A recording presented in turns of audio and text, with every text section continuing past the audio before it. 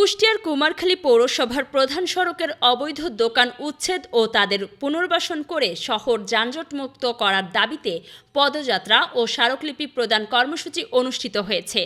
মঙ্গলবার দুপুরে সর্বস্তরের জনগণের আয়োজনে পৌরসভার বাসস্ট্যান্ড থেকে পদযাত্রা শুরু হয়ে শহরের প্রধান সড়ক প্রদক্ষিণ শেষে পৌরসভায় গিয়ে শেষ হয়।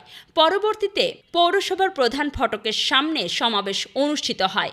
সমাবেশে কুমারখালী প্রেস ক্লাবের সভাপতি ও মাই টিভি প্রতিনিধি লিপু খন্দকার, কুমারখালী প্রেস ক্লাবের সিনিয়র সহসভাপতি মাহমুদ শরীফ, সাধারণ সম্পাদক সোহাগ মাহমুদ, কাঙ্গাল হরিনাথ প্রেস ক্লাবের আহ্বায়ক খান আতাউর রহমান সুজন, বিএনপি নেতা খান আতিকুর রহমান সবুজ, সাংবাদিক কাজী সাইফুল, আলামিন হোসেন আকাশ, আশিকুর রহমান আশিক সহ বিভিন্ন শ্রেণী পেশার মানুষ উপস্থিত ছিলেন।